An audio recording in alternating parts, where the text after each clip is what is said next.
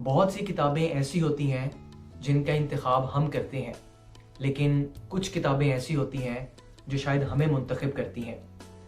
ممتاز مفتی کی یہ کتاب جس کا نام تلاش ہے، انہی چند کتابوں میں سے ایک ہے۔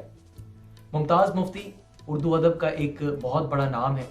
انہوں نے بہت سی خوبصورت کہانیاں اور با کمال افسانے لکھے، اور یہ کتاب تلاش ان کی زندگی کی آخری کتاب تھی جو بقول ان سے زبردستی لکھوائی گئی، کیونکہ وہ اس طرح کی کتاب لکھنے کے حق میں تھے اور نہ اپنے آپ کو اس قابل سمجھتے تھے کہ وہ تصوف اور مذہب کے حوالے سے کچھ لکھ سکیں۔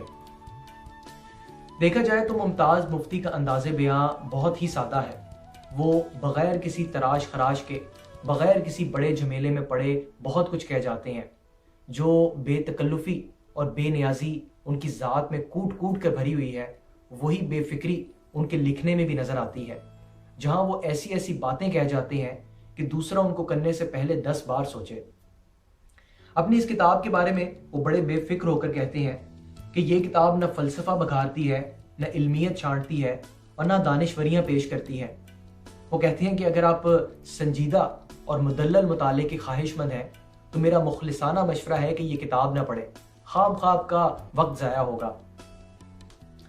اس کتاب میں بنیادی طور پر وہ ایسے سوال اٹھا رہے ہیں جن کو محض ہم اس لیے نظر انداز کر دیتے ہیں کہ یا تو ہم پہلے سے ہی جانتے ہیں، یہ جان کر بھی کیا کریں گے۔ مثلاً یہ کہ اسلام کیا ہے، آیا کہ یہ ایک مذہب ہے، کسی ریچولز کا نام ہے، یا یہ ایک مکمل ضابطہ حیات ہے۔ اسی طرح مسلمان کون ہوتا ہے؟ مسلمان گھرانے میں پیدا ہونے والا، یا مسلمانوں والا نام رکھ لینے سے، یا مسلمانوں والا حلیہ اپنا لینے سے مسلمان قرار پاتا ہے، یا اسے کسی اور چیز کی بھی ضرورت ہے؟ دراصل وہ یہ سوال کسی کو تبلیغ کرنے کے لیے یا کسی کو سمجھانے کے لیے نہیں کر رہے، بلکہ یہ سوال تو وہ خود اپنے آپ سے پوچھ رہے ہیں کہ جاننا چاہتے ہو کہ در حقیقت وہ کون ہے اور ان پر کیا ذمہ داریاں عائد ہوتی ہیں۔ اس کتاب میں وہ ان لوگوں کو خاصے آڑے ہاتھوں لیتے ہیں جو سمجھتے ہیں کہ ہم جانتے ہیں، جو واعظ اور نصیحت کو اپنا حق سمجھتے ہیں۔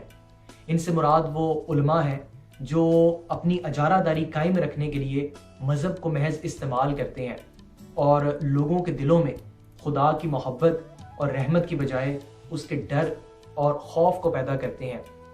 اب جب وہ یہ ساری تنقید کرتے ہیں تو ان کے لہجے میں کوئی کاٹ نہیں ہے، بلکہ وہ تو انتہائی شفقت سے بڑے ادب کے ساتھ اپنا حق جتا کر یہ بات کرتے ہیں کہ کہیں کسی کی دل آزاری نہ ہو۔ ایک اور بات جس کی چھاپ پوری کتاب پر نظر آتی ہے وہ ہے قرآن اور اس کی اسپرٹ کو سمجھنا۔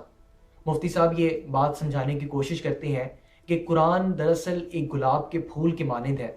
اس کی ایک پتی اٹھاؤ تو نیچے سے دوسری پتی نکلتی ہے، دوسری کے نیچے تیسری پتی، یعنی مفہوم در مفہوم، معنی در معنی۔ اس پر جتنا غور و خوض کرو، اس پر جتنا تدبر کرو، یہ اتنا ہی اپنا آپ کھولتا چلا جاتا ہے۔ لیکن وہ کہتے ہیں کہ افسوس، ہمارے ہاں کے اجارہ داروں نے اور ایک مخصوص طبقے نے اس کے اوپر کے مفہوم کو ہی حتمی اور آخری مفہوم سمجھ لیا ہے۔ ہر کوئی اپنی عقل کو عقل کل سمجھ کر ایک رائے قائم کر لیتا ہے، اور بہت سے ایسے بھی ہیں جو اس کتاب کو یعنی قرآن کو اپنے ذاتی فائدے کے طور پر استعمال کرتے ہیں۔ کوئی تلاوت کر کے ثواب کمانا چاہتا ہے، اور کوئی اس کی آیتوں کو تعویذ اور وظیفوں کے طور پر استعمال کرتا ہے۔ لیکن ہم میں سے بہت کم ایسے ہیں جو کہ اس کی اصل اسپرٹ اور اس کے اصل مفہوم سے آشنا ہے۔ وہ اس بات کی دلیل یہ دیتے ہیں کہ جب لوگوں نے واقعتاً قرآن کی اصل اسپرٹ کو سمجھا، اس کے اصل مفہوم کو جانا، تو دنیا میں ایک تخیلاتی انقلاب برپا ہوا۔ نتیجہ یہ نکلا کہ مسلمانوں نے زندگی کے ہر شعبے میں ترقی کی، نئی ایجادات کا سلسلہ شروع ہوا، اور ایک نئی تہذیب نے جنم لیا، اور ہمارے آبا نے اور ہمارے بڑوں نے وہ کام کیے جس کا اعتراف دنیا کرتی ہے۔ ایک اور بات جس کا مفتی صاحب اپنی اس کتاب میں ذکر کرتے ہیں وہ ہے خالق اور مخلوق کا رشتہ۔ اس کو جس خوبصورتی سے انہوں نے اپنی اس کتاب میں بیان کیا ہے وہ یقیناً ضرور پڑھنے سے تعلق رکھتا ہے، اور میں چاہوں گا کہ یہاں ان کی کتاب سے ایک چھوٹا سا پیراگراف، ایک اقتباس آپ کے ساتھ شیئر کر سکوں جو کہ اس بات کو مزید اجاگر کرتا ہے۔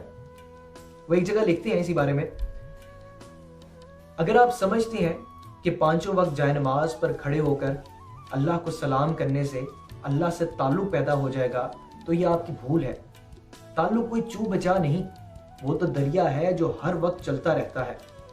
अल्लाह से ताल्लुक पैदा करना है तो उसे उंगली लगाकर साथ साथ लिए फिरो। खाना खाने लगो तो पास बिठा लो, कहो यार आज तो तूने मुझे इतनी सारी नेमतें दी हैं।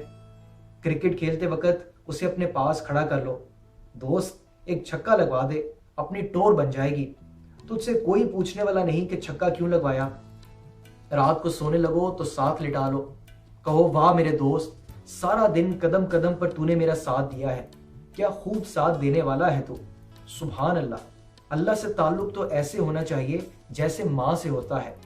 थक जाओ तो उसकी गोद में सर रख दो, परेशानी हो तो उसकी आगोश में सर रखकर कहो मुझे थपक माँ, तेरी थपक में पता नहीं क्या जादू है कि सब दुख दर्द दूर हो जाते हैं।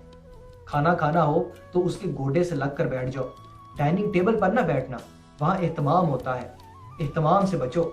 एहतमाम हो तो माँ भी दूर हो जाती है और वो भी दूर हो जाता है।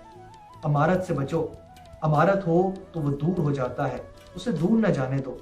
इक्तदार के पीछे न भागो वरना तुम उससे बहुत दूर हो जाओगे। इसके अलावा वो हमारे मौजूदा दौर के चैलेंजेस और बहुत सी गलत फहमियों पर भी रोशनी डालते हैं और मुख्तलिफ तारीखी हकाइक और वाक़यात से ये बात साबित करते हैं कि आज के दौर में अल्लाह की किताब और रसूल की ज़ात ही हमारे तमाम मसाइल और परेशानियों का मदावा कर सकते हैं। और आखिर में ये कि हमारी ज़िंदगी का सफ़र भी दरअसल तलाश का सफ़र ही है और ये तलाश का सफ़र चलता रहना चाहिए, क्योंकि इसी के दम से हमारी ज़िंदगियों का बाब रोशन है, इसी की वजह से हमारी ज़िंदगी आगे चल रही है। इसमें एक बात का ख्याल ज़रूर रखा जाए कि इस सफ़र की, इस तलाश की कोई हतमी मंजिल नहीं है और इसमें आने वाली तमाम रुकावटें और तमाम परेशानियां ही दरअसल हमारे आगे बढ़ने का बाइस साबित होती हैं। तो मुफ्ती साहब अपने तमाम पढ़ने वालों को इस बात की दावत दे रहे हैं कि अगर इस तलाश के सफ़र में अल्लाह की किताब को यानी कुरान को अपना दोस्त बना लिया जाए, अपना साथी बना लिया जाए, तो आप कभी भी राइंदा दरगाह ना होंगे, कभी भी राह से भटक ना सकेंगे, क्योंकि इस ज़िंदगी का मदाह और इस ज़िंदगी का मकसद यही एक सफ़र है। यहाँ सब हासिल ला हासिल है। बहुत शुक्रिया।